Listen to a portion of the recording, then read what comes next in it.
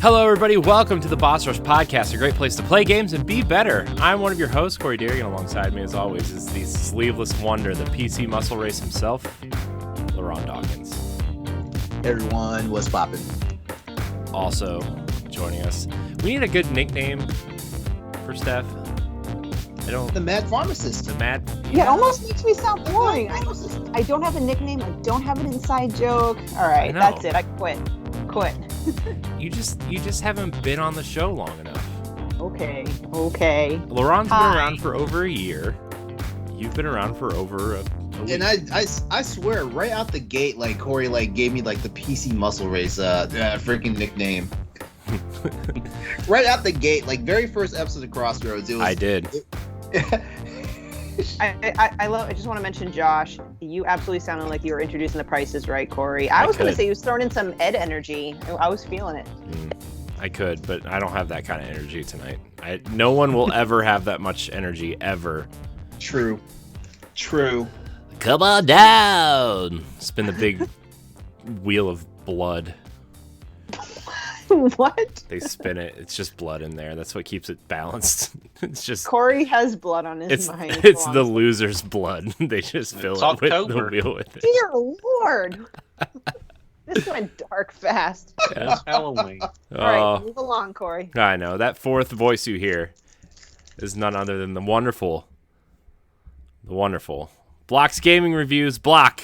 Hello, Block. I love that nickname, the Wonderful. Yes. Thank you. You forgot one more wonderful. Wonderful, Block. 3 wonderfuls. Block, how are you? I'm doing fine. How are you? Great. I rave about your video reviews every time you're here, and I'm gonna do it again. It's the best and the funniest video reviews I watch. They're great. You must not watch many reviews. Mine are the funniest. You know? No. I'll give you that they're the best. It's the way you. I'll believe that. It's the way you deliver it. I'm telling you, I love your Trash or Treasure series. I love the Paper Mario one. I love the Star Fox Adventures one. I love the Conduit 2 one. Well, thank you. Gotta tell you. You might like the Conduit 2 one more than I like the Conduit 2 one. So. I mean, I really like the Conduit 2 one. I've probably watched it 3 times. So, anyways. I appreciate it. Yeah, Block, you're one of a kind, and I hope more people discover you, because you are a gem. Well, thank you. He's a treasure. He is. He is not trash. He is treasure. How's everyone doing tonight? My child is obviously not doing well. Oh, jeez. Everyone doing all right? Everyone doing good? Yeah, pretty good. Yeah. Pretty good. Mm-hmm. It's been an interesting week, I'll say that. It's only Wednesday, and my Monday was kind of a roller coaster. Yesterday was kind of a snooze fest until it was about time for Crossroads, and then Wednesdays had its challenges. Mm. Yeah, I had a slow week to start with work, but not to be cheesy, but I was really looking forward to tonight because this is kind of like the very middle of the week. I get to talk to you guys, and then I know. Oh my gosh! Holy crap! Netflix. Sorry, I don't know if you guys can actually. What hear are we that, watching? I heard something. No, so I wanted to flip over real quick on a Netflix show I'm watching to talk about later. And you know how sometimes if you leave Netflix up, it starts just playing a preview as it stands? Mm-hmm. I didn't think it was going to do that because I went back to my Skype as my main screen, and then that's what happened. So I do apologize for that very confusing audio. I used to know how to disable that. I have to look, because we did it on my TV. It was annoying. Okay, I need to look that up too. There's a way to do it, but I can't remember. I'm disoriented now. Move along. I'm sorry. Yeah. Wow. Okay. Well, anyways, I'm having a great week. It's been a long week, but today was just like, I don't know. I had a really good day. I'll probably talk a little bit more about it after, everything is clear and good. But I got LeRon good today. It was real good. Yes, you did. I did. I'm telling you, man. I'm about to kick off Mean Girls Boss Rush Edition because I'm grading a burn book. You're the first entry. Which mean girl are you, LeRon? I'm Gretchen Wieners. Like, I'm the rich, sophisticated one who's kind of a dick, but knows all the secrets. She knows what's fetch. LeRon, I'm making you a sleeveless shirt that says fetch on it. That Monster Hunter game is so fetch. Yeah, sure is. Sure is. 4K, like high res textures, 120 frames per second. His muscles are full of secrets. Mm-hmm. Are your muscles 4K, LeRon? Actually, no. They're like 810p. They're Oh my gosh. Man, nerds. It's okay. It's okay. There's something else I was going to talk about today, but now I forget. It's been when you work, when your day feels like it's been 3 days in one day, you just forget things. And it's fine. Oh, yeah. It's fine. Apparently that's my catchphrase now, It's too. fine. So, my son is crying, and I'm sorry. It's very annoying. It's okay. Just shut him up. Just put a sock in his mouth. It's fine.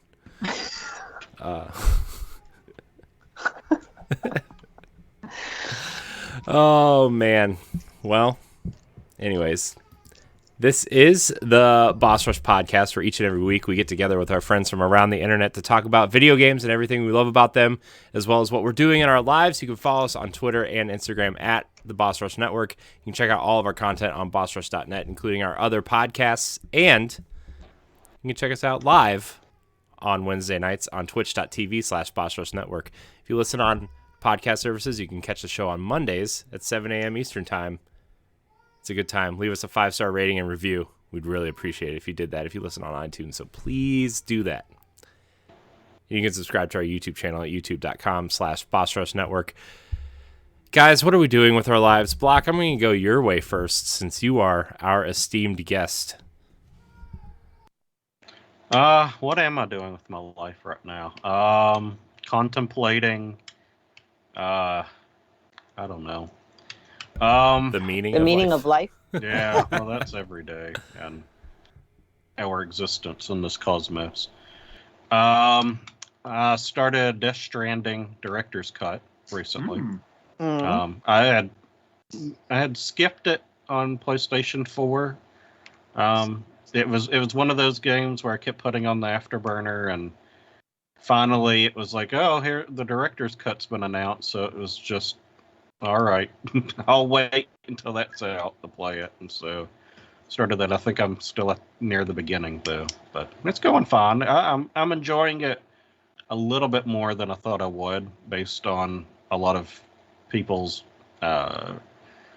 word of mouth reviews to me, because a lot of my friends who really like Metal Gear and Kojima and things were still saying like it's pretty boring and long and tedious, and I don't know what the director's cut has changed specifically, but I'm not feeling it being too tedious. I think you unlock a few things a little bit earlier than you would have in the original version, but it's going well. I'm enjoying it. It's still a little too weird for me right now.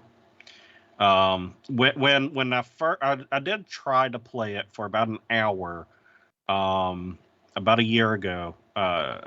So I played Last of Us 2, and that's a very emotional game. You know, it's very draining and it's long for that type of game.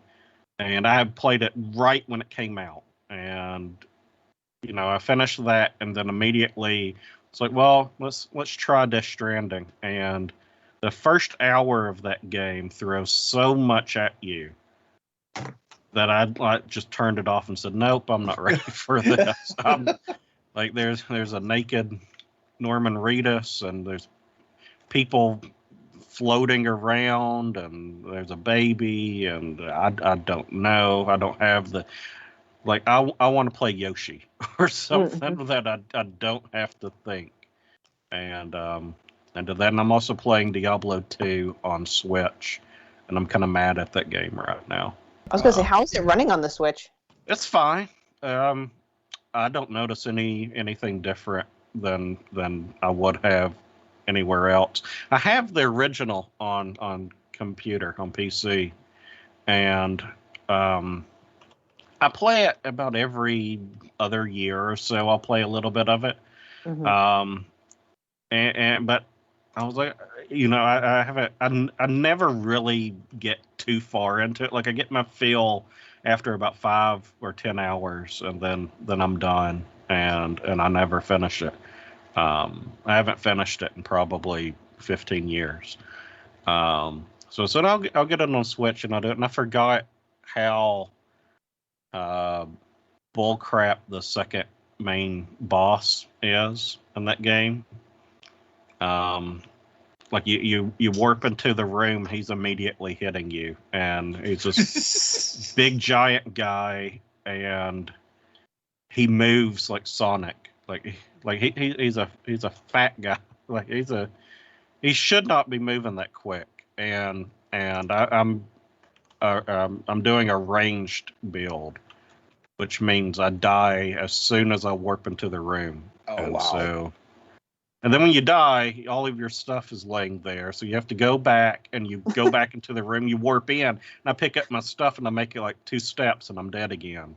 Oh, no. And so I've put it down for a little bit. I'm pretty pissed off at it. I've lost too much of my time on that. That must have taken a lot, because I perceive you, Block, as someone with a lot of patience, or at least that's what you sound like. Yeah, same here. Well, I save the anger for when I'm playing games, and then I channel that. Got it. That's why I break a Switch every other week, and no. He brings a Switch every other week. Every other week. That's why I'm broke. Is I spend all that. No, but I was doing that today. I've been trying for like 2 days to get my stuff out of that damn room. Oh no! And what it is, you have to like go and fight some enemies to get enough money because you lose all of the items that you have equipped on you. Yeah. When you die, and all of your money. They're not gone forever, but you have to go back and pick them up. You have to go back and get it. Yeah. And depending on your spawn point, you're screwed. Yeah, and so I have like legendary equivalent stuff on my character, but they're arranged like they're not built for like hand-to-hand combat.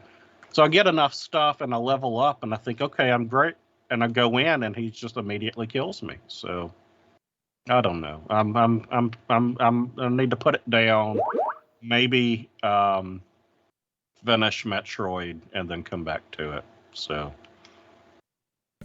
nice. That's all in my life right now. Nice. LeRon, what about you? What are you doing? So most of this week has been me playing Tales of Arise and Kena Bridge of Spirits. I don't know why I blanked out on that just now. I hear that game's hard. I haven't really found it that hard.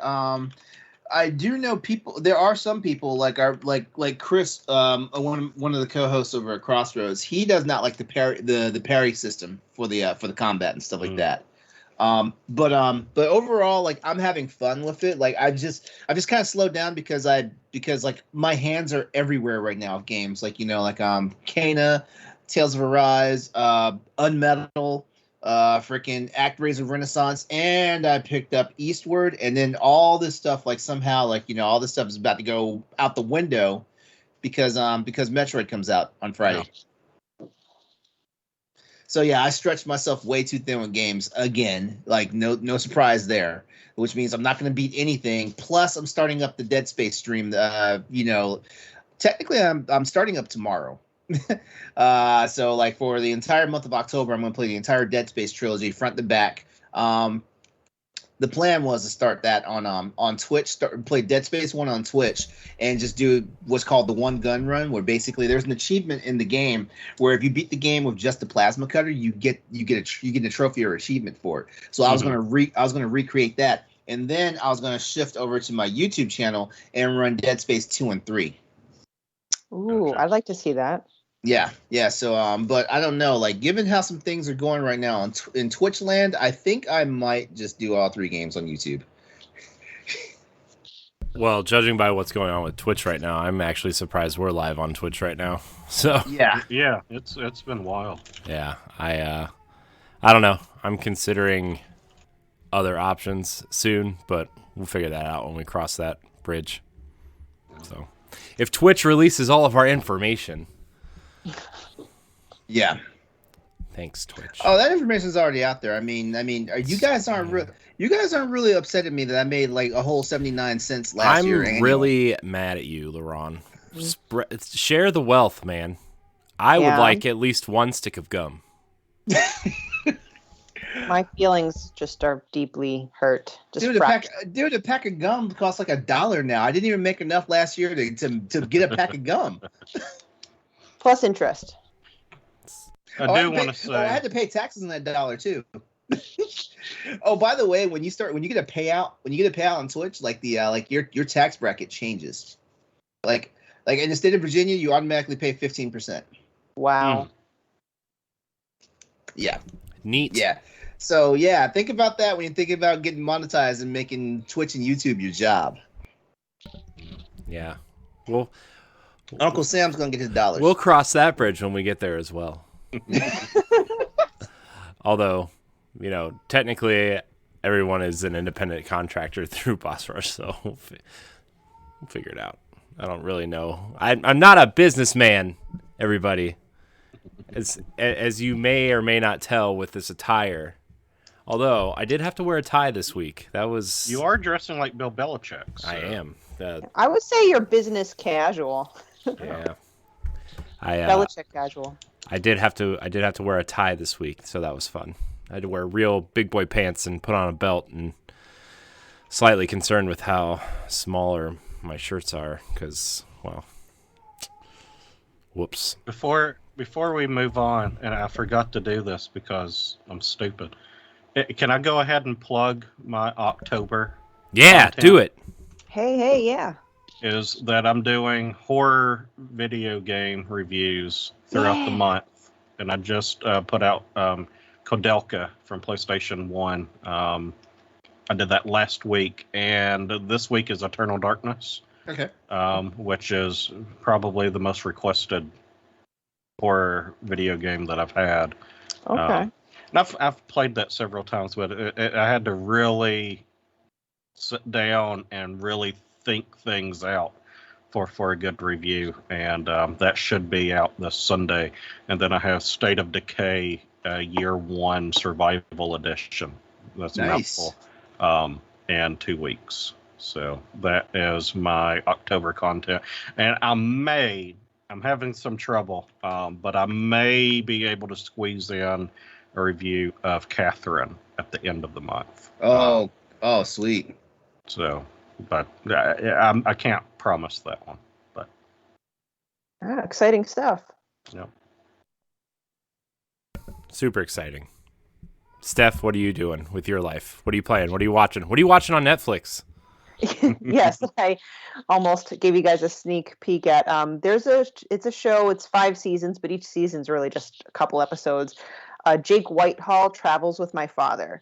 Apparently, Jake Whitehall is a comedian. He's British, but this is a series where he takes his elderly father on these vacations, like to Australia, to a place in Asia or something. But his father's like super, super uptight and conservative and just, thinks he's highbrow.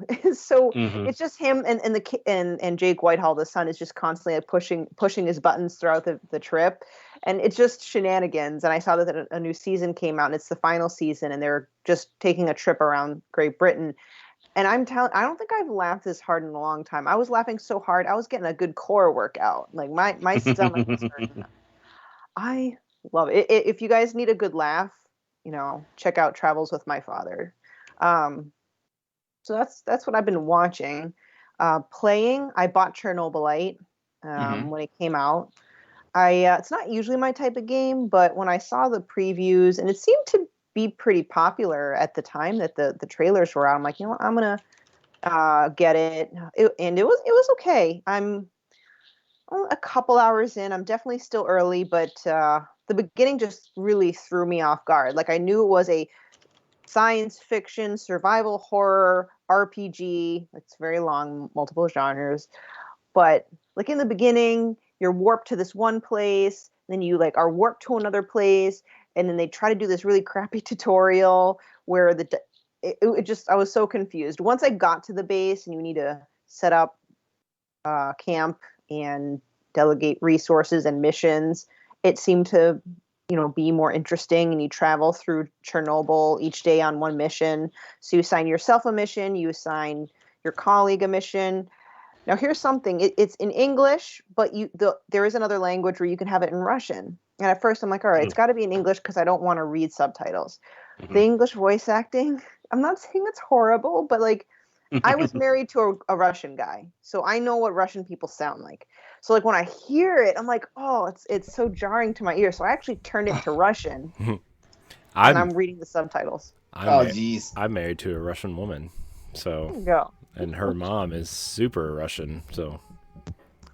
Oh, that must be fun. It is. The look on your face. But yeah, no, it is all right. I rage quit, and that's the other day, and it made me think of like when Block was talking, and I said he had a lot of patience because I was in a mission.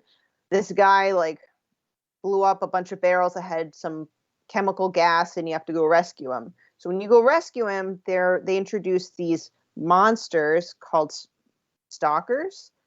I don't know what they are yet. And the first run, I ran out of gas filters. I died. Second run, I try to get the guy to escape, but if you're engaged in combat, so to speak, with the stalker, you can't commit the action to escape with the guy. It says, no, you have to, defeat the threat before you leave. Mm-hmm. So I'm running throughout the entire floor, and the monster isn't appearing. I'm like shooting my gun, trying to like get its attention. Yeah. Then my gas filter runs out and I die. Then the third time I went back, this monster is attacking me. I could see myself losing health, and I'm spinning in circles, and I don't see this damn stalker anywhere. And that's when I rage quit. I'm like, I can't do this anymore. Because every time you die, you lose resources, and you have to go back, start the whole day over again. I can't. It's not a bad game, but... That does sound frustrating. Yeah, so... and you never found where he was?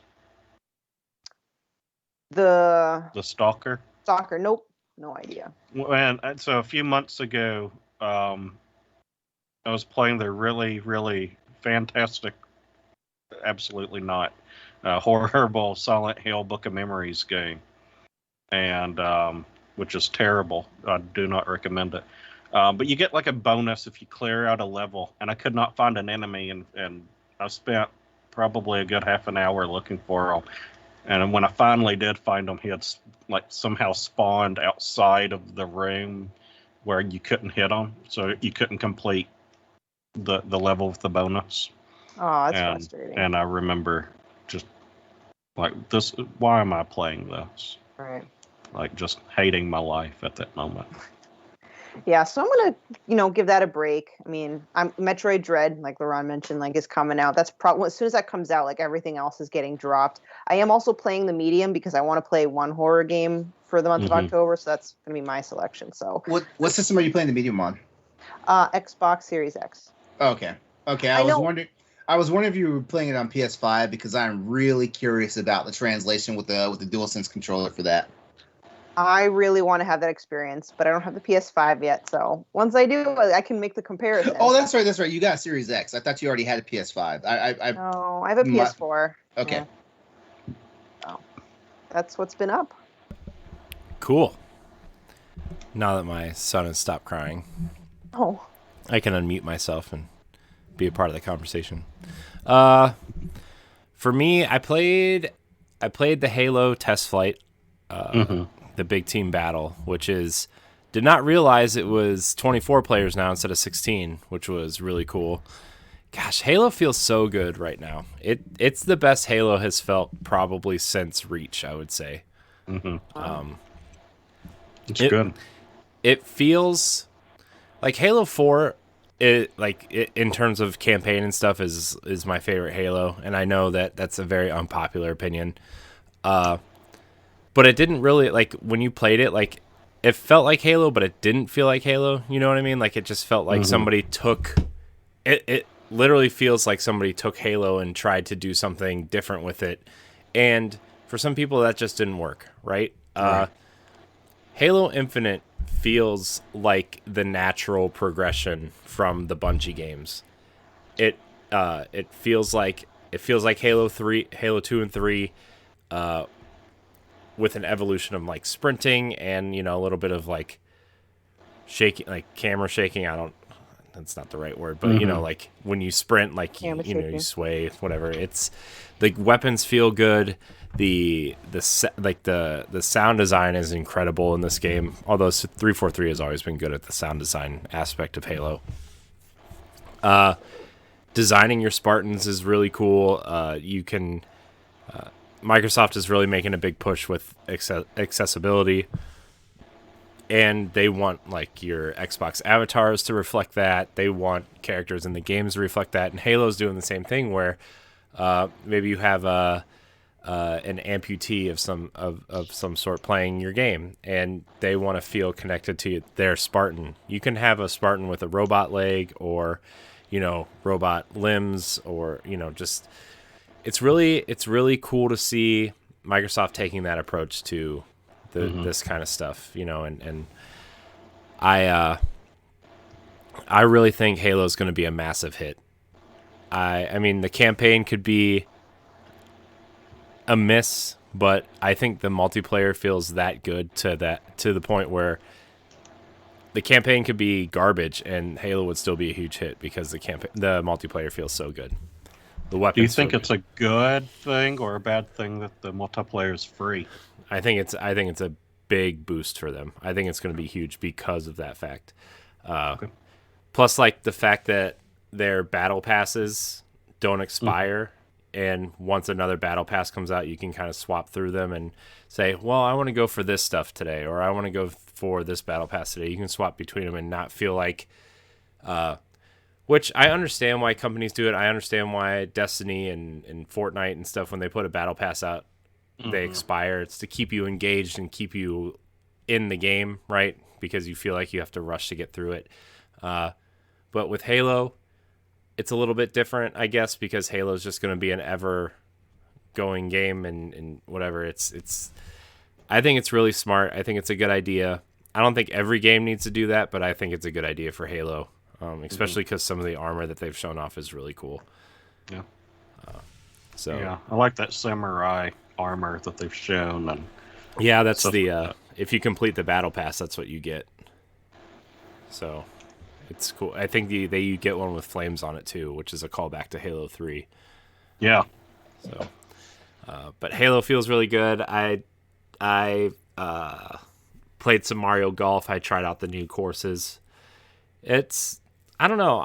I want to love Mario Golf. There's just something about it, and I think Dan's brought it up on a couple episodes of Pow Block that he's been on lately, and a couple other people have brought it up. There's something missing with this Mario Golf, and I don't know what it is, but Mario Golf has not felt great since the GameCube. I would say I want to like it. I do, but. I haven't played the Mario Golf, but I've heard the same thing with a lot of the Mario spin-off titles on the Switch, other than Mario Kart, because that's technically Wii U, in a way. But like the tennis, and like I played the tennis one, something feels weird. Yeah, like I like it, but it feels weird. Yeah, and Mario Party, like I enjoyed, you know, that Mario Party more than. Super Mario Party more than I have in years, but it's not quite there, you know. So there's I feel like they're going in the right direction, but they're not there. Yeah, yeah. I hear you on that. I don't think I've played Mario Golf since I played with a couple friends here on Boss Rush, and. It was a game I was hyped for. I got it on day one, and I was excited to get my little baggie with Mario on it that I'll never use. But yeah, like I want to be really into it, but I'm just like, Is there anything specific that feels off to you? It just doesn't feel. It just doesn't feel right. I don't know if it's like the physics of the ball or just like the physics of the swing, or maybe the putting is off. Maybe it's a little too slow. I don't know what to tell you. It is. It's just there's just something that feels off. So because I felt that with tennis. Yeah, I felt that with like I tennis as well. My finger on it. Yeah, I was like, this feels like Mario Tennis, but there's something off, and I don't know if it was like the power moves or like the like where you had to like if you missed your swing 3 times, like your bracket would break and you would lose. I don't know if that had something to do with it. I don't know. Mario Tennis felt weird. This felt weird. But I don't know. I like the new courses enough. I'll keep playing, but it's definitely not my favorite Mario Golf. So we'll see about that. But the last game I want to talk about is called Unsighted. It's on Xbox Game Pass. It's on Switch. I'm pretty sure it's on PlayStation and PC as well. It is a crosscode meets Zelda-esque meets, I would say, like more Majora's Mask than anything. Maybe meets I think Dark Souls is a little not the right term, but you have a stamina meter and a dodge and a shield that you can parry with. Like it has Dark Souls mechanics, but it's not nearly as hard as Dark Souls. I guess maybe the newer Assassin's Creeds would be more adequate. It's really fun. It's a 16-bit-ish pixel art action RPG, and there's a timer and in the game where something happens to the world and the like androids have kind of taken over, and something has happened to the point where when this timer hits 0, all of the androids will die. And at least that's what I've gotten from the first couple like hour and a half ish with it. It's really fun. The combat is really rewarding. It kind of feels like a top-down Dead Cells, to be honest with you, a little bit. Like it's fast-paced, but also you have that really cool dodge mechanic. You have cool weapons. The monster design is really cool. It's made in the same engine and the same style as Hyper Light Drifter. I don't know if you guys played that or not. I haven't played it, but I know I'm familiar with it. Yeah, definitely that same style. It's really cool. You can train dogs to fight. You can have a pet.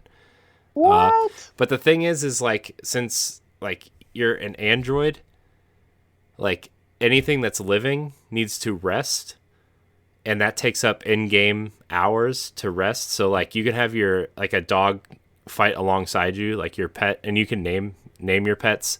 But like after a battle, your pet will need to rest. So like you won't have it for 3 in-game hours, and you can do certain things to extend your time. And there's actually a mode that actually slows the time down significantly, so you don't have to like feel like you have to rush through anything. But it's really fun. I really highly suggest it, especially if you have Game Pass, or there's a demo on Switch if you want to try it out too. That's how I found it, actually, was in the Switch eShop, and it had a demo. So, and I really liked it. I'm looking at a video of it right now, or a clip on Steam, and it looks like it has like a hook shot bionic commando type of grappling hook, and and also that kind of spinning disc thing from Twilight Princess that you use for like a minute in that game. Yeah. So yeah, it looks nice. So what's it called again? Unsighted. Unsighted. I'll check it out. Timers give me anxiety, but I know it gave it. When I saw that it had a timer, it like kind of gave me a little bit of anxiety too. But it really, like, if you turn the timer on the slow setting, it really doesn't even matter. Okay. Which is what I did, because I'm like, ugh. I like Majora's Mask a lot, but that timer gives me a lot of anxiety, especially now that I'm older. You know, like I Yep. went back and tried to play. I'm like, oh my gosh, there's a timer. What do I do? What do I do? And then you just stand there like an idiot and waste half a day trying to figure out what you're trying to do. Yeah, and then people are like, "Oh, why don't you play the I forgot the song where you play it backwards and it cuts the time progress in half." It doesn't matter because when you're on the third day, the way the music plays and the screen shakes, I'm like, the moon's gonna fucking fall. Pretty much. Yeah. So that's what I've been playing. Very nice. It's been fun. But we have some topics to get to, ladies and gentlemen. Block, you're our guest. Mm-hmm. What is your topic for the evening? Oh, I don't know. Whatever your little heart desires. Ooh. What does your heart desire, Block? This is a family show. Is it? Is it? I think Nintendo Pow Block is our family show. Oh. Yeah, Nintendo Pow Block is a family show. There was no. I don't know. What? So might as well get it out of the way. The probably the thing that's dominated the news the past couple of days has been Smash Brothers. I think every one of our banter pieces on the website has been Smash Brothers this week, which is fine, you know. And I think it's great to see Smash Brothers. I don't want to say come to an end because it's not, but the culmination of a lot of passion and hard work and things come to fruition, and you know it's exciting. And I think as much as a lot of Smash fans, and I use that term lightly, get upset that so and so is not in the game, I really like to see the community, the positive parts of the community getting excited for potential reveals and things like that, and gather around and get excited over. And so I'm going to be sad to see that end. You know, and this is I don't know if going forward with the inevitable next Smash Bros. With it, if it'll capture that same kind of magic, because he promotes that game with 150% of his being, and I will say that as a person that's not huge into Kingdom Hearts, that I'm glad that Sora is in it. I think that even though he's another sword fighting character, that he can add a lot of diversity with his magic attacks and things like that, and he looks different. I am a little sad, but I understand why like Goofy and Donald's not in it, because they're such a huge part of Sora as a character, I think. Mm-hmm. But Nintendo's not going to pay that kind of money to bring all of Disney. With Sora, I'm really surprised. By the way, Ed, you owe me a pizza because I called this in 2019 when they announced the fighter packs. I am surprised that they, like, okay, Sora, yeah, Square, right? The Keyblade has a Mickey Mouse head on it. Yeah. So Nintendo obviously went to Disney at some point, because Absolutely. Disney does own some sort of rights to the Sora character. Like, they went to Disney and Square and made this deal happen. Like, that's no easy feat. Like, no, and I think only someone like Sakurai has been able to do that, because he's done this in a way so many times before with, you know, Solid Snake, doing that twice, you know, with Brawl, and then with Ultimate, and, you know, with Cloud and Sephiroth from Final Fantasy. You know what? That's my head scratcher right there. Why did they technically like add another Kingdom Hearts technically is its own series, but why did they add another Final Fantasy relative Yeah. character? I don't know. 'Cause Why do now they we have have three. 14 Fire Emblem characters, LeRon? Yeah.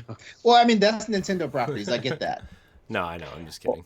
Well, here's like one major point in that kind of gets under my skin about angry gamers, Block, that you mentioned. Mhm. Like, just because your particular person isn't in there, Sakurai went through all, it's no small feat to get the kind of characters that are in there. That is Oh, no. an immense roster. And trust me, I tried getting into Smash again. I think the last time I was actually really into Super Smash was in 64. Ever since then, I couldn't get into it. I just didn't have it. Mhm. Mhm. But even I got excited to see what they revealed. I'm like, dang, I didn't know they can get someone from Final Fantasy. I didn't know they can get someone, heck, when they got Sonic and stuff like that. So it blows my mind that people just have to completely crap on it, on them just because Sora was picked. I mean, they don't Yeah. recognize the effort and negotiations and payment that goes to license out these characters. Right. I think I can understand the I think I can understand the anger though. I think I can, and this is coming from someone that's indifferent to Super Smash Brothers series. The reason why I think I can understand like the anger is that I'm not even sure because I don't keep track of the Smash Brothers game series. And I don't really keep track of Kingdom Hearts, even though yesterday you guys saw in the chat, I have basically every freaking game that matters for Kingdom Hearts for PS4 because I have the 1.5 and the 2.5, and I have Kingdom Hearts 3. So technically, I can play the entire story. Really upset, by the way, that the Switch version's getting cloud versions of these games. Which is stupid, hold on, let me finish this, and No, I'll talk about like the. We cloud don't have version. to talk about the cloud versions right now because it's going to be a whole conversation that just gets everybody all riled up.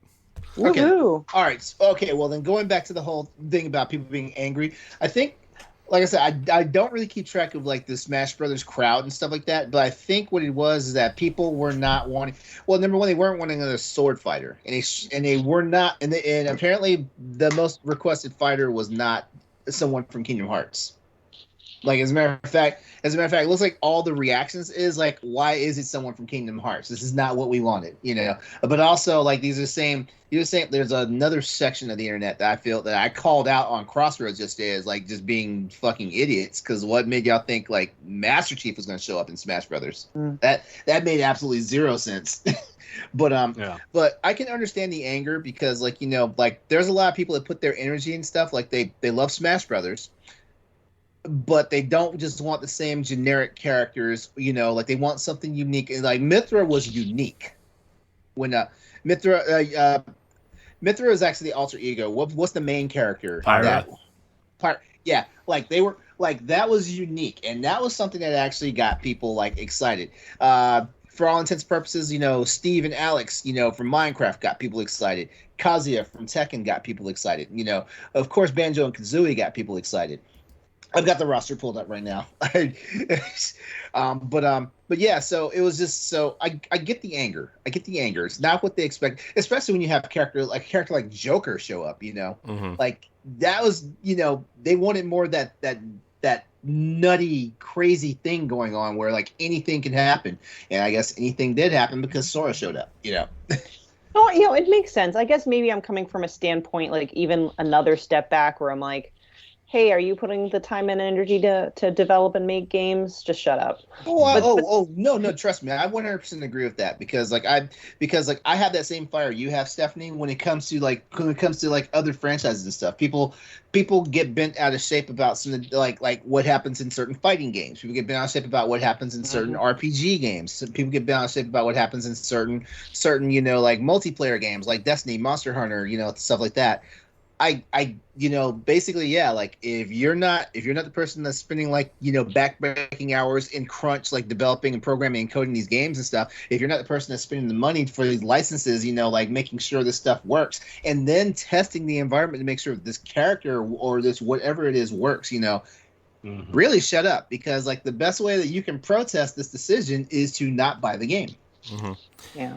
The thing, okay, so now that we're kind of ending the, I guess, like the negative portion, maybe, what I do like about Sora being added to Smash, like so many people wanted like Microsoft is kind of represented in Smash through Banjo and Minecraft. Although those games are on Nintendo platforms, right? Microsoft owns Rare, which owns Banjo. They own Minecraft, right? Now you have Doom Slayer and Dragonborn. Yeah.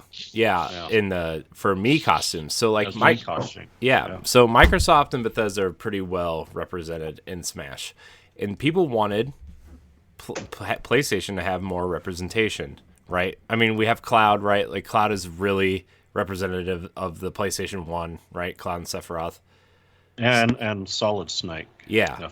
Hold on. If we want to look at this, like we got Joker, we've got Cloud, Sephiroth, now Sora, Solid Snake, of course. I mean, you could even go so far as to say Castlevania, like even though those original NES games were so important to that console, like Symphony of the Night is what really made. Bayonetta wasn't originally a Nintendo property. Was not originally a Nintendo property. So, but I mean, what I like about Sora is it really kind of reconfirms of like, okay, well, so like Kingdom Hearts is really associated with PlayStation 2 and, you know, the PlayStation brand in general. And a lot of the spin-off games appear on Nintendo consoles. So it's kind of, there's your crossover right there. And it's just kind of like they really went through with like making sure, even if you can't get first party characters from these platforms in Smash, like, you still represent those consoles in other ways. And it's just like Smash really, even if you're not into Smash, even if you think some of the characters are stupid, like you can't deny the representation of all video games in this one game through music, through the level designs, through the characters. Like Smash is a weird just celebration of games in a way. And that's what I really appreciate. Like I'm not a big Smash guy, right? Like I play if my nephews come over and they want to play it, right? Like, but I'm not like going to tournaments and like, you know, winning or, you know what I mean? Like using my 35-year-old GameCube controller with the twisted sticks and, you know, I don't know, I rub baby oil on the back to make sure it's nice and smooth. You know what I mean? I do that. Well, that's just my preference. Corey, you hit the nail on the head, though. Like, you know, like with Sora made absolute perfect sense because, like, you know, like from a logical standpoint, like Kingdom Hearts franchise has appeared on previous Nintendo consoles and stuff like that. It makes sense. Like, you know, it's a connection that, you know, like it's a connection that Nintendo gamers can get automatically. You know, it's also a connection that most outsiders, if they took a moment to like stop looking down from the mountain, like, you know, down the peons and stuff, they would also understand it makes sense and stuff like that. You know, just. Oh, but just side note, I think, LeRon, we should do a collab piece, like an editorial on how Kingdom Hearts broke our heart, because that was such a great idea. Yeah, Please. I came up with that title on the fly. I was like, everybody was talking about it. I was like, Kingdom Hearts broke my heart. Because I kind of feel that same. I like that idea.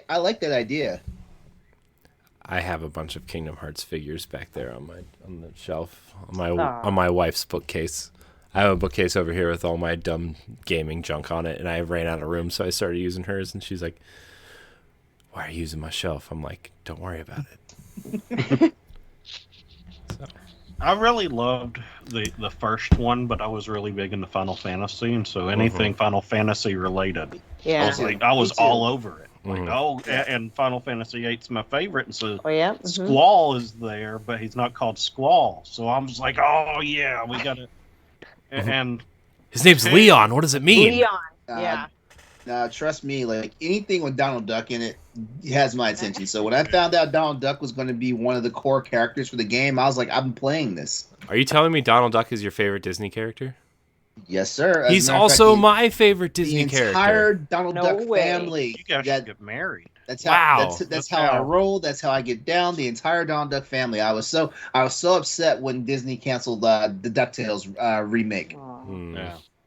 If LeRon and I got married, we'd adopt very beautiful mocha babies to represent my whiteness. Sure would. And sure would have that coily, kinky hair and everything. Yep. It was the second Kingdom Hearts though that just And it was as much the gameplay as it was the story, because I know the story puts off a lot of people because it really starts to get. It got convoluted fast. Yeah. Like it goes from like, oh, there's it's Disney Final Fantasy people, and there's hearts and Heartless. whatever. When they introduced the nobodies in Organization 13, I was like, what's going on? Yeah. Which is ridiculous that it's called Organization 13 when there's 14 members. Right? Gosh. But I think the gameplay just put me off on it. And I went back when they did the re-release on PlayStation 3 and I played that like right when it came out because I wanted to see if I was right when it came out, and I still felt that way. Like it's just something about the controls and combat that doesn't do it for me. And I felt the same way with Final Fantasy 15 and 7's remake. So it's Nomura, Tetsuya. You think it's his direction that's kind of like pulled you out of your. I think I'm just gonna say because I think a lot of gamers have always had like a love affair with like Square and Square Enix, ultimately and stuff like that. And yeah, if you think about over the years, because the NES is how many years old now? Like 35 years old now. Yeah. Mm-hmm. Like if you think about. Yeah, okay. If you think about 35, 36 years of like a legacy of gaming, like there's been Square, and then ultimately there's Square Enix and stuff, and like a lot of gamers at their core like have some experience with Square titles, and things have changed over the years and stuff like that. Things have changed, and yeah, like the direction. One of the things, and if we do write this collab piece, this is one of the things it's going to be my sticking point about this whole Kingdom Hearts thing is that they wasted too much time between Kingdom Hearts 2 and 3. Oh yeah, absolutely. They wasted hands down. They wasted too much time because the PS2 was coming to an end. They promised us that in the PS3's life cycle we would get the sequel to finish that original storyline, and the entire console generation came and went, and then we got 3/4 of the way through PS4 before it finally happens. Yeah, that was by the time. Yeah. Oh, go ahead. I was just saying, by the time 3 was announced, I'm like, oh yeah, I forgot about that. Exactly. Like it was one of those situations where it was like, like a buddy of mine just happened to give me like the 1.5 and the 2.5 disc, and he's like here, like, because you're probably gonna pick up Kingdom Hearts 3, and I was like, I am, but also another thing they kind of really got under my skin about it was the fact that when they started releasing the Game Boy Advance, the DS games, and the mobile games, they were like, oh, you don't have to worry about playing these games. They don't really tie into the story. They're just like fill-in and stuff like that. And then next thing you know, like they are canon, and we have to play them all. I mean, the ones you really have to play are Birth by Sleep, which is Birth by Sleep, which is the one I got because I had a PSP. I got Birth by Sleep. Birth by Sleep is like essential. Yeah, it's the prequel to the entire storyline. Especially to understanding 3, right? Like, it's essential. Yeah. 358 over 2 days, I think, is also essential. But everything else is kind of like, Can someone please explain that? What does that mean? If you play the game, you'll understand, LeRon. I know. I'm never going to play the game. So well, then you won't ever understand.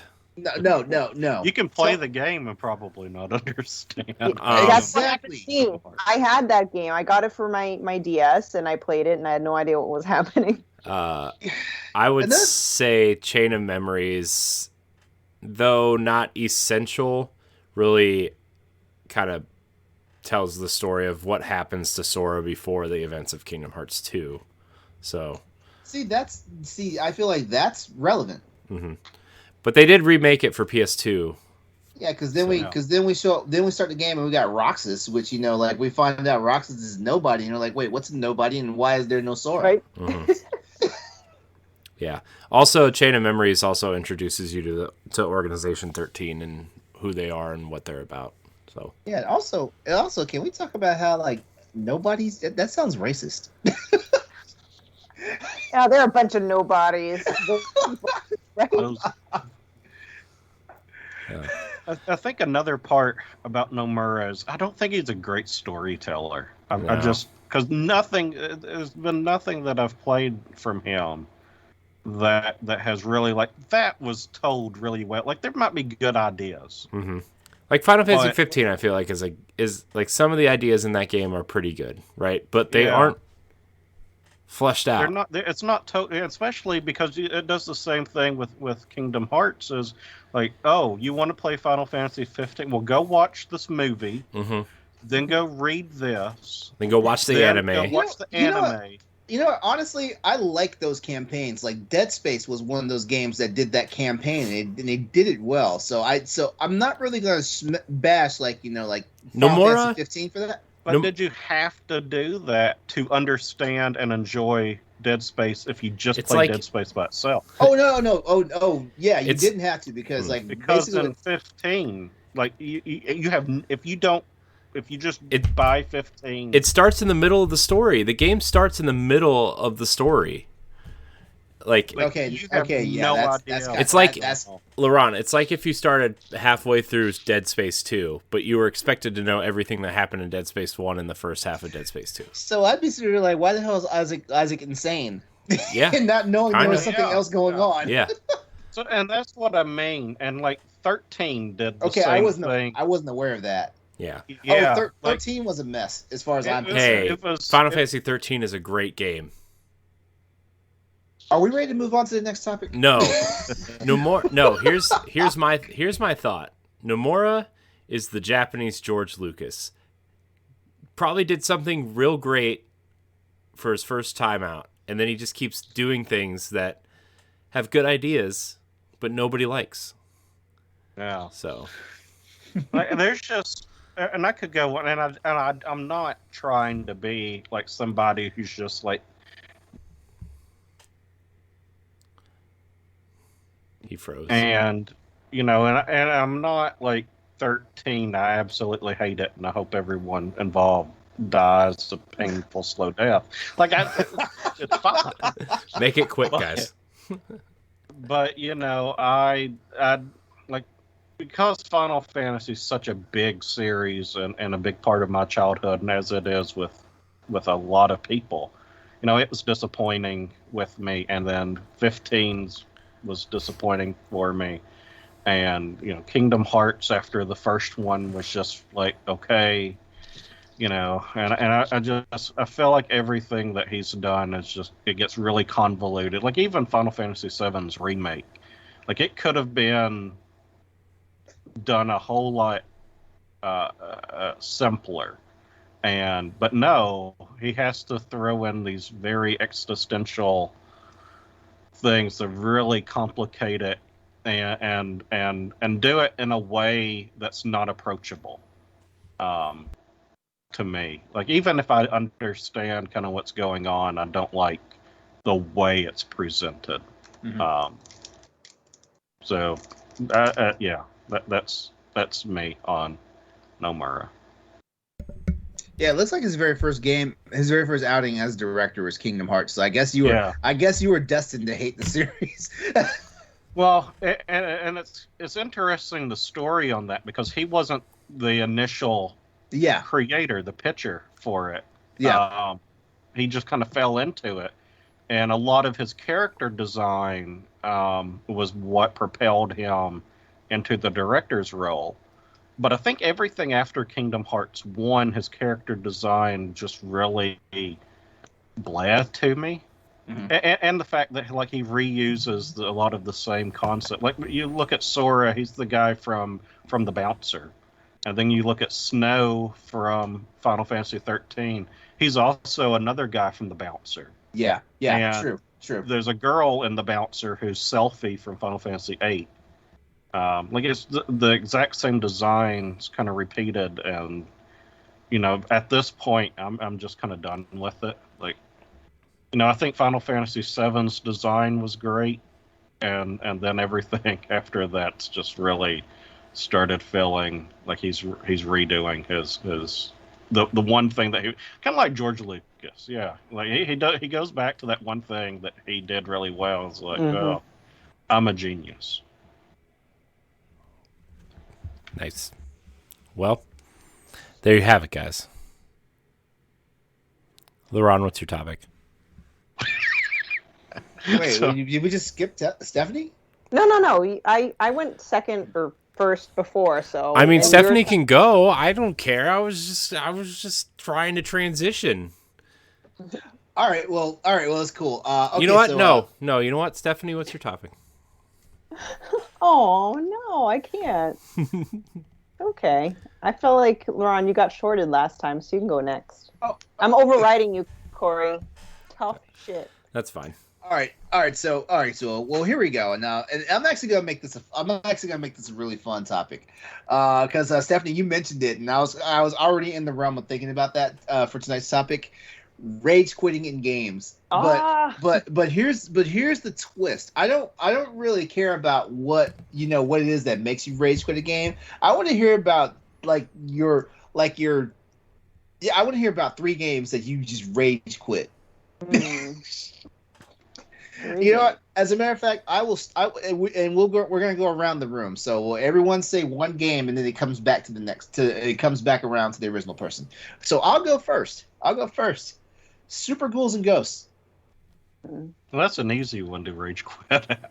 You turn that game on, and you're like, I'm done with this. Yeah, you want to know where I rage quit at though? I rage quit when we get to the lava stage. Oh. Like that stage is why is it so There's damn a lava hard? stage. I don't think I've ever made it that far. Oh yeah. Well, you see, I like to punish myself because I've actually beaten every Ghosts and Goblins game I've actually played, including the Maximo games, including those. But I've never beaten Super Ghouls and Ghosts. Never.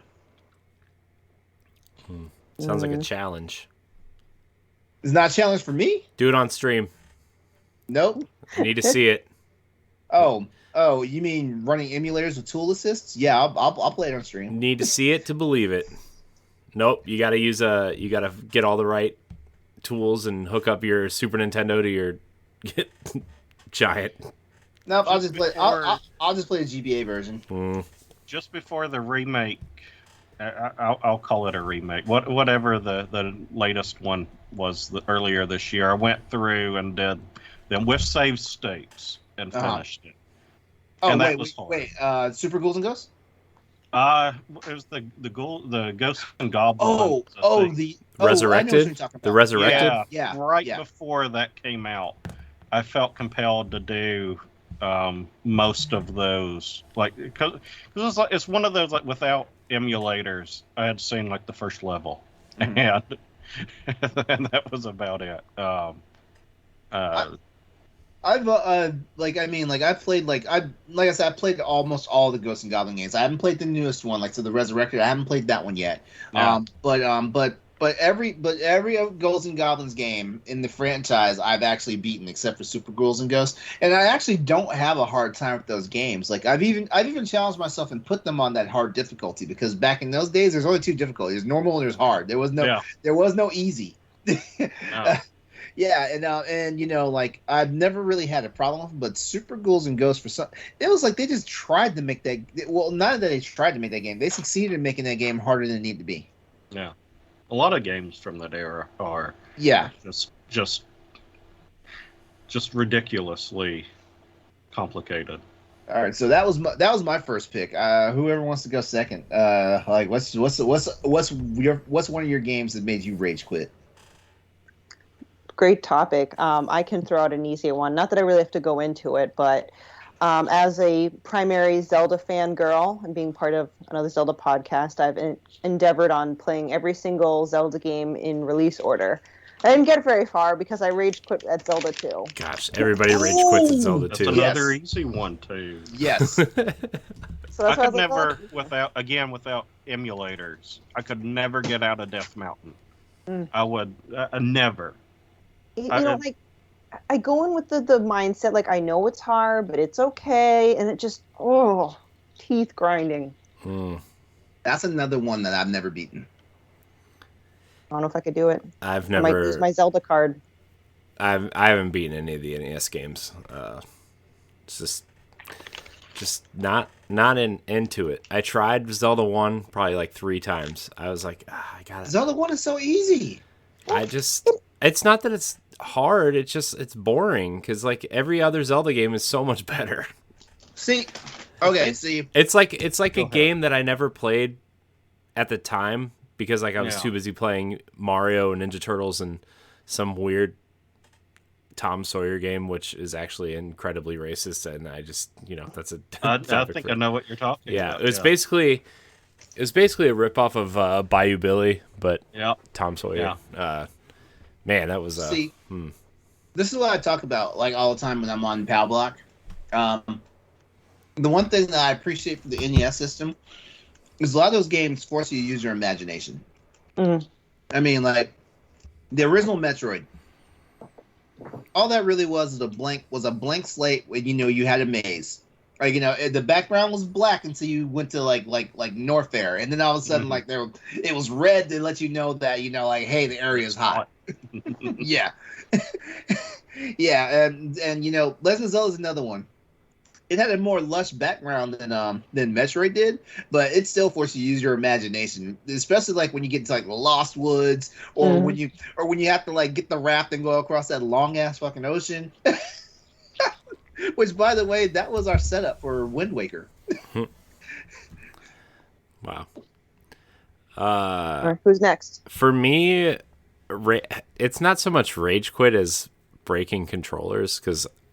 Back in the day, I had a really bad habit of breaking controllers, and I really had to teach myself not to do that because, well, controllers are expensive. The first Assassin's Creed,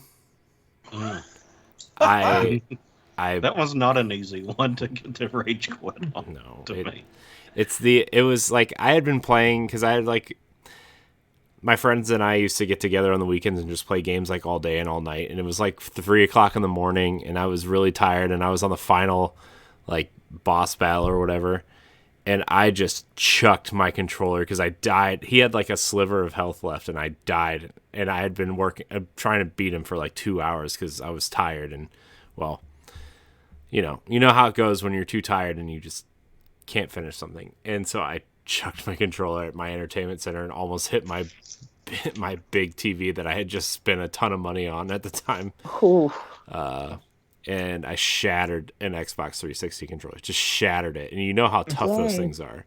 Like it was I had a really bad habit of doing that. I probably went through like 15 Xbox 360 controllers. Wow. Wow. That sounds like a world record. Yeah. I was not very in control of my anger when I was in my early 20s. That wasn't fine. It wasn't fine. Yeah. Well, not but now fine. it's fine. Now Not it's fine. fine. It is fine. I have not broken an Xbox One or an Xbox Series X controller yet. No, what that's called? That's called growth. Yes. Growth. Yeah, You hear that? You hear that, Mom? Growth. Well, now it's your kids that break your electronics. It's definitely too soon. There is a giant crack in the back of my Switch, guys. It's just not good. Not good For at all. me, the first one that I can really remember like losing my shit on was Mega Man Legends. But it was the 64 version, and which is the same game. But I was fighting one of the early bosses. I had rented the game, and I kept dying because of the damn camera. Is horrible in that game. And I remember my mom kept coming into the room, and my mom had, like, she never played games, and so she had this thought like I was incredible at games and I should be able to beat it with no problem. She's like, why are you having such a hard time with that game? And that was that flipped the switch. Like, I was already pissed off. And I remember just losing my shit. You got goaded into rage pulled quitting. The game out of the console without turning it off and shook it, and I like chucked it against the wall, and then I started hitting it, and I break it. Oh my god! Printed. You went all Office Space on it. Yeah, I did, and I was like, this fucking game, and And I've never played it since because, like, I was like, no, I don't need that in my life. And No. so I never played Legends or Legends 2. I ended up buying those just to add to my collection. But And they just taunt you. yeah, well, I remember just how pissed off the 64 one made me. And it was supposed to have improved camera from what I've heard, because you could use the C buttons for the camera, whereas Legends you couldn't use, from what I might be wrong, you couldn't use the analog stick for the camera like a lot of games. So you would have to do kind of Ocarina of Time kind of shoulder, like, to pull the camera around. To be and fair, To be fair, nobody's ever used the term improved camera and Nintendo 64 in the same sentence. Yeah. It wasn't. It was still a piece of shit, because, and I remembered, like, because it's a 3D Mega Man game, and it's already hard because it's a Mega Man game, and you're trying to just, like, strafe around this enemy, and that never works. And I'm really surprised nobody has tried to make a real 3D Mega Man game since then. Yeah, after Legends, I feel like that it just really dropped off. Which one was it that was on PlayStation 1 that was was it X6? It was one of the later X games. It might have been like 7 or 8 or something. There was like a section that tried to be 3D. Yeah. That I faintly remember. It was kind of more like a beat 'em up type of thing where you could go up and down, but it wasn't like Mario 64 or anything. But right. They never, like, I think it could work in today's setting or something.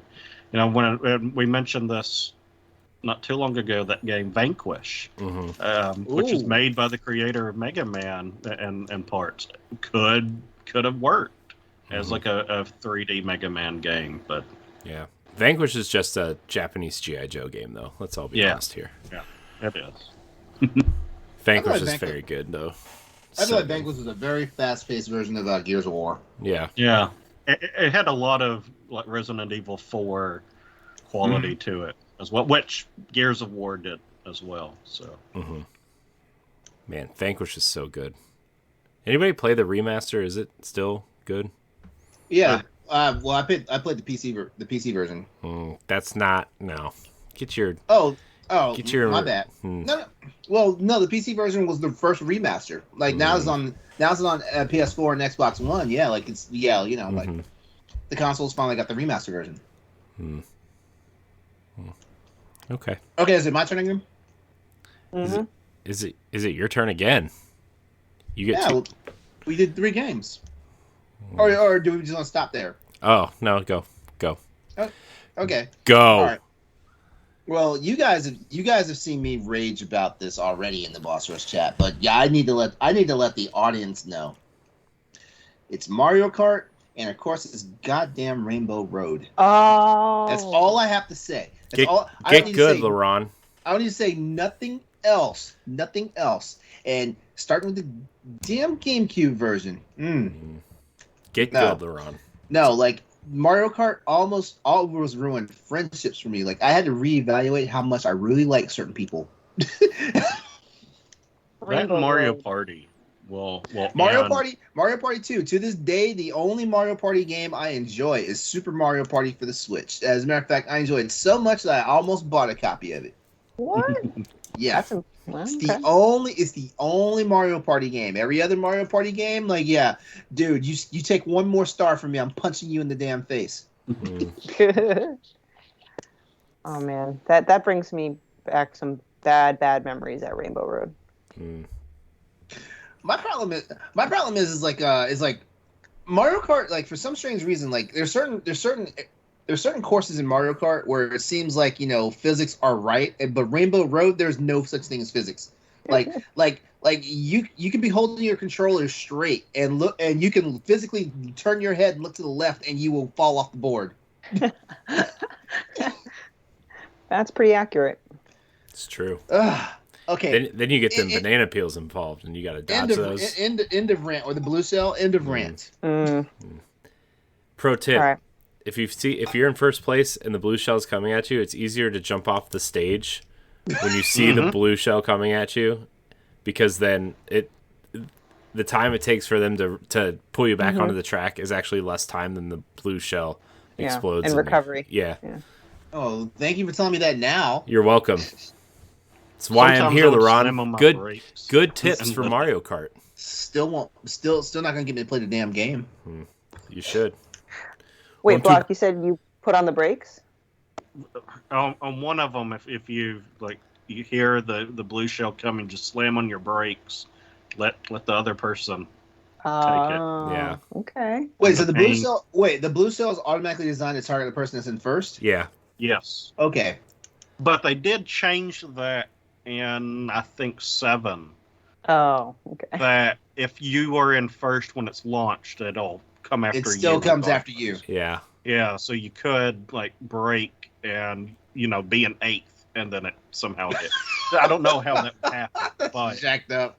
but It's like it slows down just to hit you. yeah, You It know just what I'm sits and gonna do? waits. it was 7. I think it was the 3DS one that they changed that. Yeah. But I know on 64, if you brake and let number 2 go, then just let him take it and then pass him up and That's give him dirty. the Luigi stare. That's dirty, but I like it. When do we think Mario Kart's going to just turn into Nintendo Kart? When are they going to Kind add? of did with 8 a little bit with Link and the Villager, but it And really Splatoon needs people. to bring in a lot of Kirby, and Yeah. it doesn't have to be Smash Brothers level, but have Yes, it Kirby. does. We need 100 Samus. Mario Kart drivers. No, we can get rid of Rose Gold Peach and Yeah. And gold, like Silver Mario or whatever. yeah.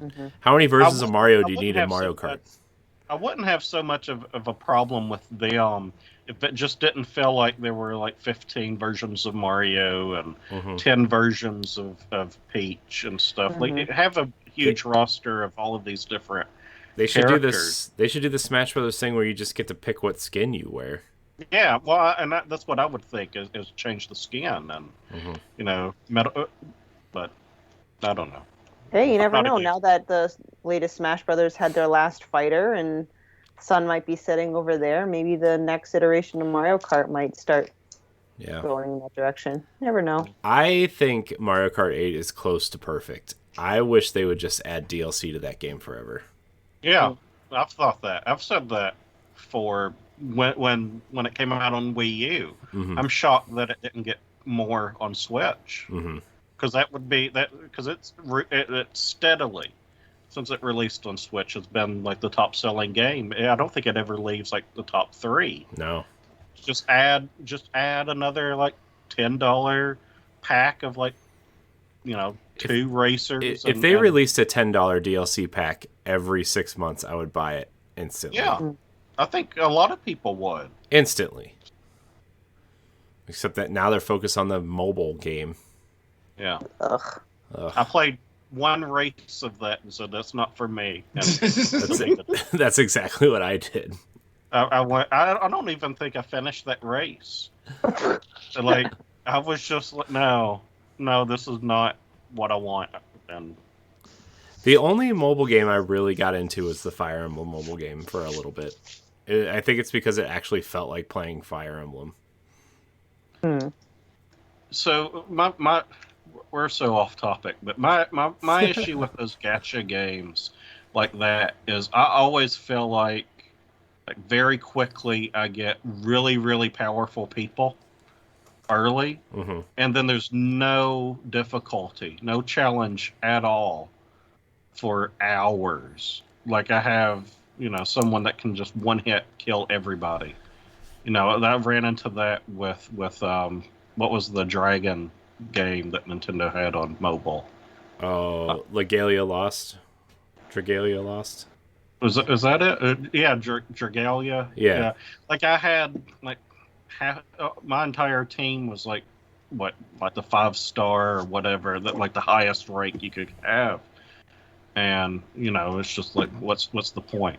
Mhm. And it'll be hard after like 10 hours of playing, but and I felt like that with Fire Emblem, and I got into the Dr. Mario one for a while because I felt like that was perfect for phones. Mhm. A Candy Crush type of game, but Yeah. but now that one's shut down. So even if you spent all your money on that, you've lost. It's complete. What are we still on with the rage quitting topic? Yeah, I think like we're just moving on to if do either of you guys have one, or I'll talk about the next one. I think we're just going in around doing 3 rounds. Yeah. I mean, playing Halo 3 on Legendary Edition was pretty rage-inducing by yourself. That game was, that game was incredibly difficult. If you're not playing with somebody and you die and you get reverted back to one of those way early checkpoints, because like, as much as I love those early Halo games, the checkpointing in those games is just awful. It's terrible. It is. So, I remember being stuck on like a checkpoint where I had worked for hours to get to a certain point, mm-hmm. and then it checkpointed me where I can't.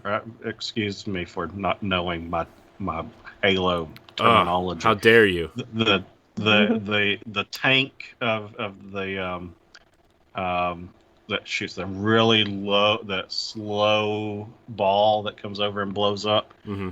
and it saved with one of those like coming at me, and so as soon as I would start, I would blow up. Oh, gross! I never finished my legendary run because of that. Mm. I didn't rage. I just quietly turned it off and uninstalled the game. So. I got to the point where the big spider tank crawls up over the cliff, and you're kind of like fighting underneath it, and I was like, oh my gosh, this is just so incredibly frustrating, and I stopped. So yeah. Who's next? Block, you got one? If not, I can. A few years ago, I really wanted to like it. It was an RPG, the Resonance of Fate. If you've heard of that. Ooh. And it looked really interesting, and I finally ended up buying it, and I absolutely hated that game after a while. Like, it started out okay, but the story makes no sense at all. Like, it's not even like Kingdom Hearts level of like, here's some weird like, it doesn't make any sense whatsoever. Yeah, I was like 20 hours in, and I couldn't tell you, like, there was no like directive for me. Like, each chapter is like someone hires you to go do something, and I don't know why. I don't know what's going on. And so the rage part came from the story just like draining all ambition of playing the game and want from me.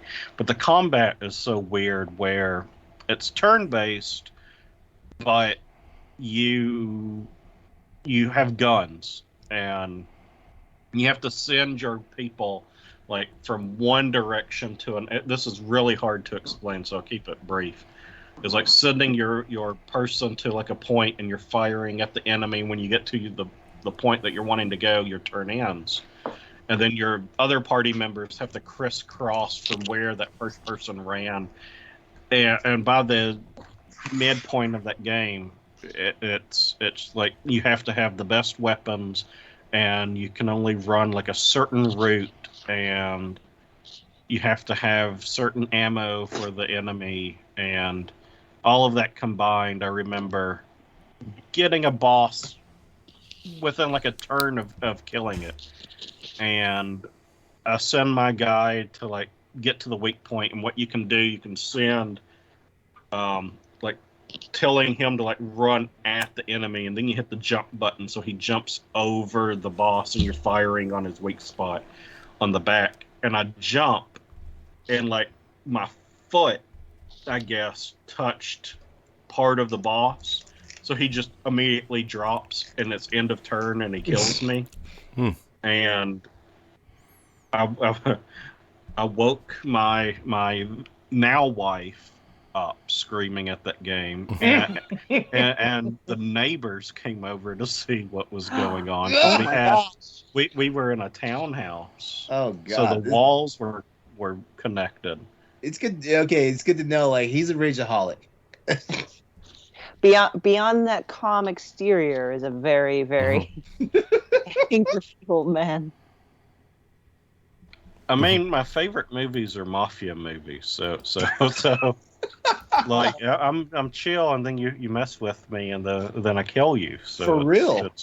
Watch out for Block. So, no, I never finished that game. That was the last time I played it, and that was horrible. Sounds horrible. Yeah. A quick one for me, and it's funny because I just have this weird love affair with my Nintendo 64, but I think everyone does with their first console. But Quest 64. Oh, gosh. Oh, man. But let me tell you, I didn't even get very far before I rage quit because, again, we've mentioned this N64 and their camera angles. There's just something... I couldn't even get out of the castle area because I guess I kept... In the beginning, because something like the angle clipped, so I don't know, it was hard for me to tell where the real exit was. So I was literally walking for hours everywhere around that damn castle, outside that damn castle. I couldn't exit into the main world. Like, I spent hours, and it was a Blockbuster rental, so I only had so many hours in a day, so many days in a week, and I couldn't figure out just because the camera angles were clipped. I'm like, there's no way that this is I didn't even get to start the game yet, and that's why I got so mad. I just ripped it out, and I'm like, I'm returning this.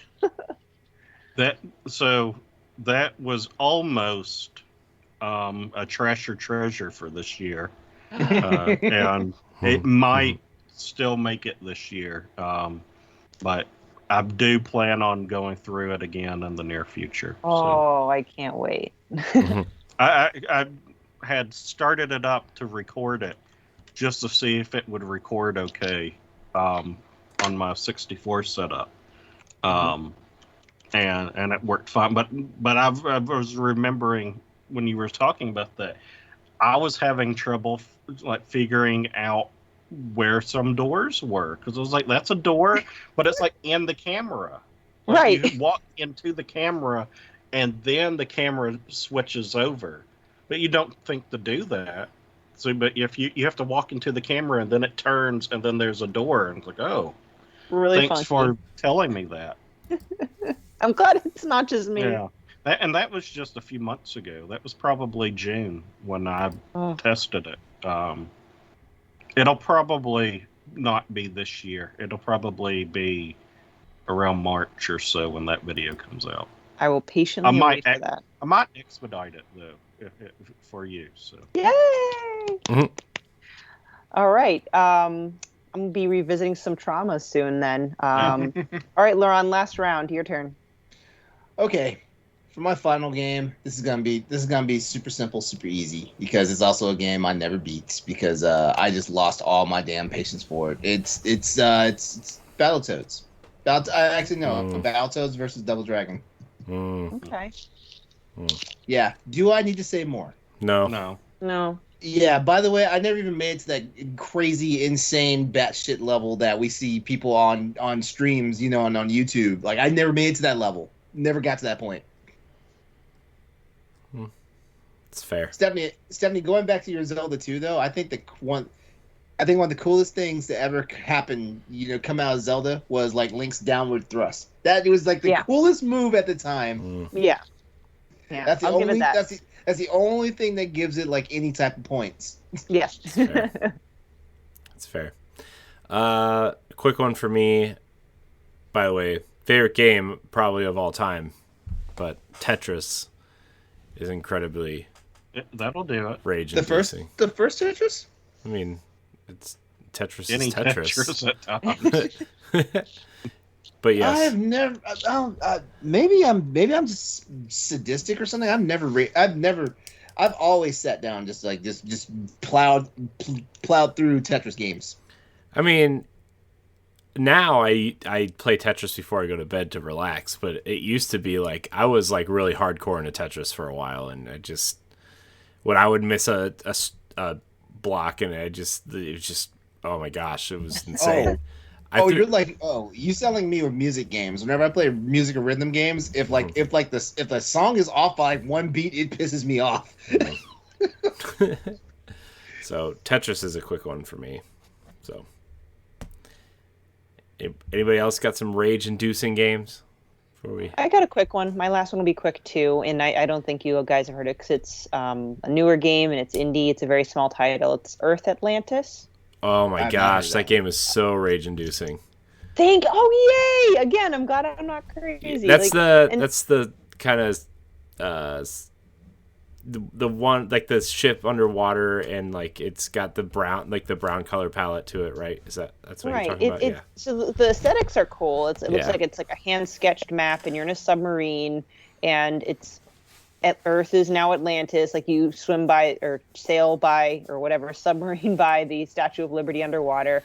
But it is rage-inducing. You have to shoot enough enemies to get these power-ups, and every time you die, you have to start all over again with like getting upgraded. And it's just you seek out these multiple bosses. But there is such a leap of difficulty from just swimming around shooting mechanical jellyfish to these bosses. It goes from like a 0 to like a 10 with the difficulty. Sometimes you'll just swim into the arena and you get pummeled by a bunch of their nukes, and you just explode, and you need to start all over again. Mm-hmm. So, for me, it was Call of Duty Modern Warfare, the final thing, the Mile High Club achievement, which at the time I was really big into achievement hunting. Mm-hmm. I wanted to get all the achievements for every game, and so the last thing I had to do was do the hardest mission on the hardest mode within a certain time limit.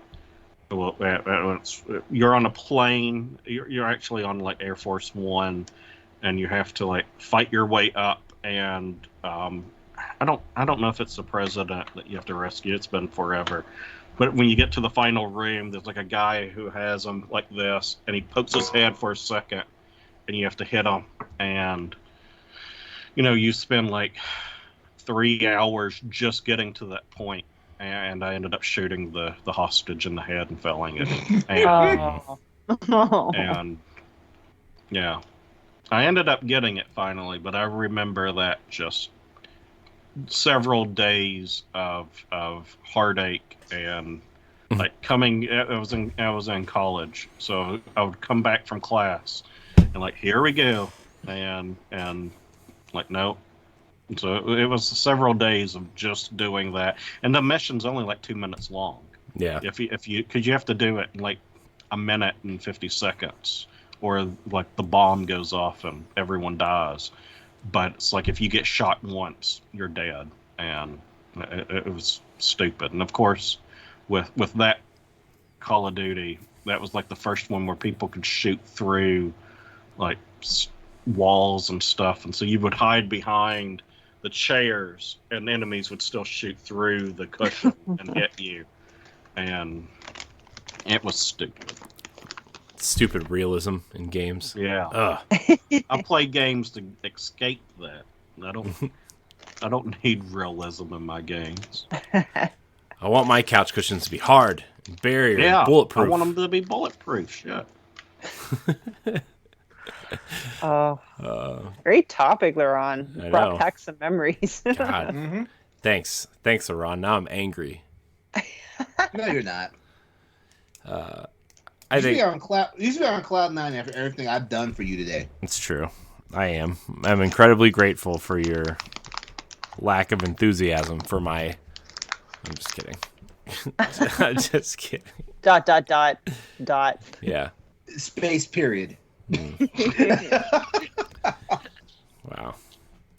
I think we got time for one more topic. Stephanie, what's your topic? Are you sure? Yep. Because I know you said you had a non-gaming one. Nope. We'll save it. Okay. I mean, mine's kind of gaming light. So kind of anyway.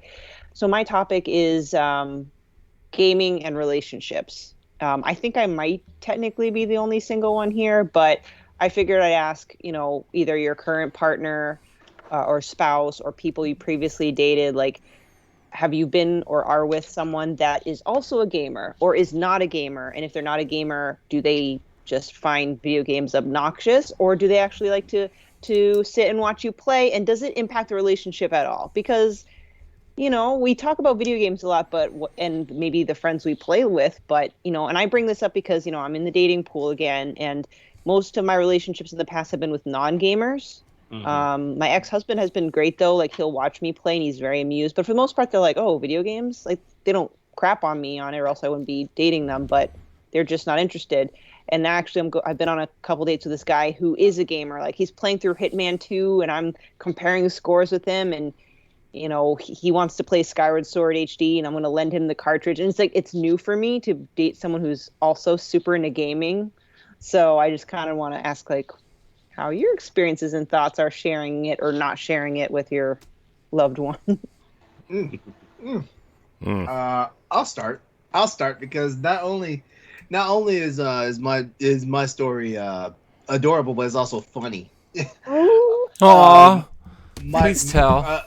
Okay, so as long as I can remember, like, everybody I've dated has not really been a gamer. Like, somebody might dabble here and there with, like, a mobile game or something like that, but for the most part, like not a gamer. But at the same time, they'd never really like ridicule or like disrespect me for being a gamer. So finally, like, I started dating this guy, and my current boyfriend, he's a gamer, but to make it all hilarious, he's a Nintendo fan.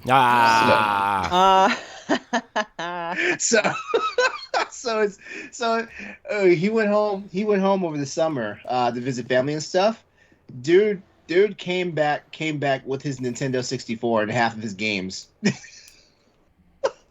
Wow. Life just had to be cruel to you. It's like, okay, you'll have a gamer you can date, but it's a Nintendo fan. Well, no. What's funny is I go over to his place, and whatever he's playing, I play it. Like, I already know I don't really like Super Mario Odyssey because I played it over at his house. We get into some really heated battles on Pac-Man 99. Yeah, because over the time that he's been playing Pac-Man 99, he's hit the top 13. And I'm like, oh, I'm gonna catch up to this because I'm like a hardcore, like, Pac-Man Championship Edition player. So yeah, like, Pac-Man Championship Edition is what started was what basically Pac-Man 99 evolved from. So I'm like, oh, I can get this. I've the best I've gotten is top 19. So he's still in the lead right now. Keep us posted. Wow. Yeah, Ron got himself a Nintendo guy. Yeah, like, ironic as hell. I was like, why couldn't I just have a mobile game or something like that? It's funny, but you know what? What I will say, even though I'm not, like, the biggest Nintendo fan, like, it's something that we can bond over. Well, maybe you can, introduce non-Nintendo games into his life. Trust me. Trust me. Like, the reason why I'm on a crusade for Xbox Series X is because, like, after I have my fun with it, I basically just want Xbox Series X to play Jet Set Radio Future. But after that, like, I'm gonna go buy the rare replay collection, and I'm just gonna drop it off over to his house and be like, here, have fun, because, like, he is a Banjo-Kazooie nut. Oh. Even for nuts and bolts. Yeah. Man, that's another treasure for next year. Oh, I can't wait. Yeah, that game was weird.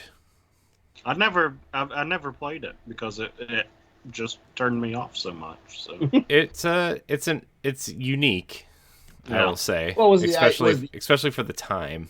What was the idea of the game? It was what turns you off. Wait, nuts and bolts is like what is like the more recent one? Yeah, it's the one where you have to build different vehicles to solve the puzzles and stuff instead of just. I'm sure my boyfriend's played it. Yeah, I'm sure he has. It's interesting. It's not a Banjo-Kazooie game the way you want it to be, but it's interesting.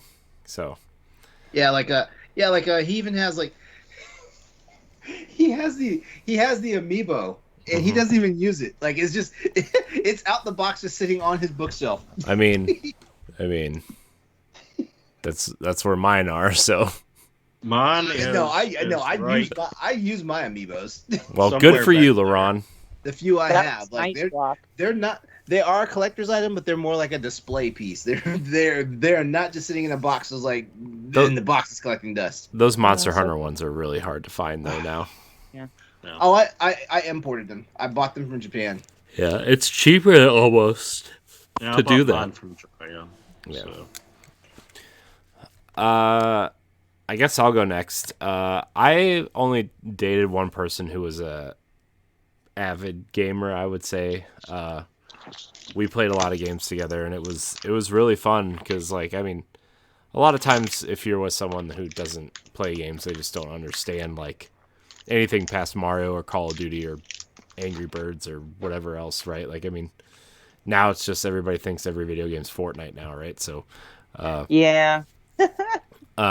but my wife does not play games. The only game that I've convinced her to play with me is Mario Kart, and we turn on all like the easy mode stuff so she doesn't get frustrated, and it's fun. Like I like playing with her. I wish she would play more. Like I think Nintendo is the easiest way to get her into games. I would like her to play Mario Party with me, or even something simple like Yoshi's Crafted World or something where, you know, it's not extremely difficult, but she just kind of it's just a hobby that I do after she goes to bed, and she's fine with it, you know. So yeah, I don't know. I have dated people that are like, "Oh, games are bad. You should not play them. Pay attention to me all the time. This is a child's toy." I'm like, "Well, I'm a giant child, so shut the fuck up." That view is so outdated. I remember I was dating this guy and he kind of had that mindset, but I told him like, well, that's just who I am. So then he extends the olive branch. He's like, well, let me, you know, while we're hanging out, you can play your game and I'll watch you play. And I'm like, are you sure? Because I feel very self-conscious that you have zero interest in video games and I'm about to fire it up. Like, he's like, no, that's fine. And as soon as I start playing, he just starts talking to me, like just having a conversation. And for me, like I need to focus. If I'm like back to this game and I want to just like get some headshots and like complete missions, he's like, blah, blah, blah, what is this person? Oh, that's in the background. Blah, blah, blah. Did you check out Facebook video? I'm like, shut up! We're not playing this game. Wow. Shut the game off. I'm like, we're gonna do something else. I do try to wait till they go to bed though to play games, just because like I don't know, the way my work schedule has been, especially lately, like I only have a limited time with my family, and so like I just wait till they go to bed. You know, plus like my son is so young that she usually just like puts him to bed and watches him while he falls asleep, and then she wants her alone time because she hasn't had it because she's been with the kids, and you know, it's just kind of like after like 8:30, it's just kind of like alone time for both of us, you know, and on the weekends we spend time together and stuff. So Gotcha. Cool. Thanks. Block, how about you? I've never dated an actual gamer. My wife now, she tolerates it. She watches me a lot. Okay. She's watching me play Death Stranding right now, which is something like I didn't expect her to really want to watch that one. And it's, for me, it's not a game that I would want to watch because it's a lot of walking, but she's gotten into like I'll reach like a river and I'm trying to I'm thinking out loud, you know, because she's in the room and I'm not, you know, trying to be, you know, just completely self-absorbed or something. You know, she'll help me try to figure out a way to cross the river without losing all of my luggage. But we've been able to, probably the best times are playing story-heavy games, especially like she really enjoyed watching games from like the Telltale games. So like watching Wolf Among Us and the Game of Thrones game and Life is Strange. She watched and really enjoyed. She actually watched me do Resident Evil 7 and 8 and really enjoyed that. And she's not a scary, like, into horror at all. Like, she's scared of her shadow. But so over the years, she's gotten there. When we first got together, there was a point of contention because she was like, she was much more, I don't want to say conservative, but much more, almost like a prude in a way, where like she didn't want anything violent. She didn't like war games or anything. And she came over. We were in college, and she came over, and Grand Theft Auto 4 had just come out, and I had it paused. She was like, "No, go ahead." And I like shot somebody in the head like a minute later, and she like screamed. Oh. And I did not play Grand Theft Auto in front of her again. But I had a girlfriend that I had in high school. We had a long distance relationship where I would see her about every 6 to 8 weeks or so. And she wasn't a gamer, but she was the type, and I don't mean this in a bad way at all, but she was the type that it's easy to do in high school where like I'm her first boyfriend, so she wants like to do anything that would please me. Like she would get really into games because I am, and that's not good. That's not healthy. But what I would do, and this is just a really good memory for me, is I would record the games on VHS tapes and split it into like episodes.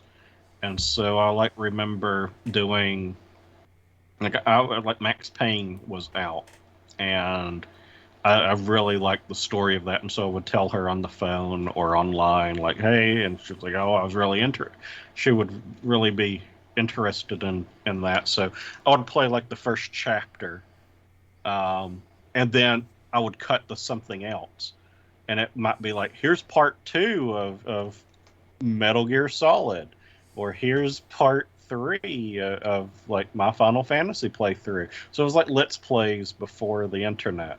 Wow, Block. Look, that was at the very beginning of your content creation years. Yeah. And this was, late 90s, early 2000s.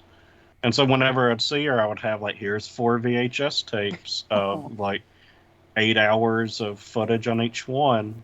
And she would like call me and like, "I just watched the first one," and we would talk about it. So that was nice. That was a good memory. But I did have someone break up with me because I played games a lot. So it was after. So my now wife and I had split up for a good while, for a few years, and I was dating somebody who, she was really into basketball. She would go to all kinds of basketball games. She played basketball, and she never really played games. And so I went and bought one of the NBA 2K games day one it came out. And I'm not huge into sports, but I like NBA 2K, especially at that time. I think it was 2K12.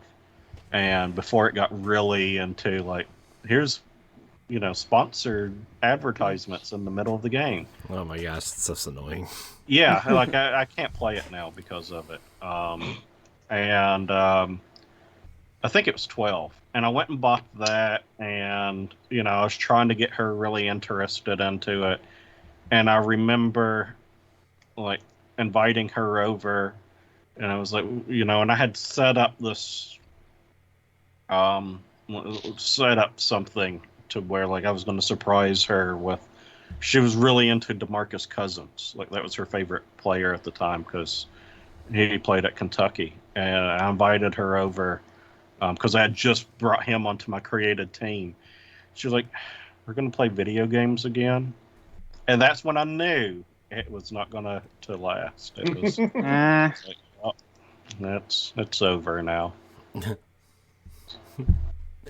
But I've not dated anyone that's really into games. My wife will play. She's played a phone game called Gems of War for like 3 years, consistently. But I won't call that a gamer. So that's about the only game that she plays. Yeah, I feel like, someone that you're partners with, definitely doesn't have to be exactly in the same things beyond just video games as you do. I mean, that's what keeps relationships interesting. But I do think, for example, the advent of a lot of narrative-driven stories, choose-your-own adventures, kind of makes it, fun for those couples that, one might be a gamer and one might not be. So it's worked out really well, and she really liked what we never finished it. I finished it, but not with her. Was L.A. Noire, because she's a swing dancer and really into vintage stuff. So that and then into murder mysteries. So that was right up her alley. And she tried to play it a little bit and couldn't handle the controls and driving, and it's I don't know if you've played it, but it's one of those, like, you're the cop, so like if you're driving, you hit somebody. It's not good. It's not Grand Theft Auto. So and she's not used to a controller, so she couldn't go straight down the road without like killing somebody and taking out like a fire hydrant and all of that stuff. So that's funny. Well, that's kind of my topic, a light one. Yeah, I like that. It was a good topic. It was a good topic. It was a great topic. It was a good topic to end on. We've been going for almost 2 hours, so we're gonna let everybody, go to bed or eat cheese puffs or whatever you do at 11 o'clock at night. So I do both at the same time. Edit a podcast. Yeah. So, Block, thank you for joining us tonight. It's my pleasure. Always welcome here. You want to tell everybody about your content and where they can find you again? Yeah, just Block's Gaming Reviews on YouTube and Block's Game RVWS on Twitter. I'm also on Patreon at Block's Gaming Reviews, Facebook, and occasionally on Twitch. I haven't been on Twitch in like 8 months. I don't know why I promote that, but I might pop on there one of these days. I might do a surprise stream, but again, I'm doing horror video game reviews this month, and then next month I'm doing Ever Oasis, an obscure kind of obscure Zelda-like RPG on 3DS, and like I said, I will be doing Quest 64 sometime in the next few months, and a lot of other treasure and RPG reviews. So nice. Stephanie, where can we find you? Sure, Twitter and I guess Instagram, but I'm for game content. It's more Twitter at Klimov KLIMOV_author, and check out not only just my articles, but any articles on bossrush.net. We're always covering news, banter pieces, game reviews on the weekends, and so on and so forth. Nice. LeRon. As usual, catch me on social media at Exodus803, EXODUS803. That's also my YouTube channel. That's also my Twitch handle. And speaking of Twitch, Tuesday nights, 8 p.m. Eastern Standard Time, Crossroads PlayStation Podcast Show, where you know the personalities. Me, Austin Campbell, Nelly Lott, we're all there. Our new guy, Chris True, is there as well. And of course, you can catch me at anything almost associated with Boss Rush. And and also that's my gamer tag, Exodus803. Nice. You can find me at IamCoreyHD on Twitter and Instagram. You can find me on Arsenal X, the Xbox podcast, Tower Casuals, the Destiny podcast, and various other things here on the Boss Rush Network. Check out bossrush.net for all of our content, our shows, our writings, reviews, etc. etc. etc. Well, thank you everybody for watching and or listening. Until next time. We love you. Good Goodbye. night. Take care.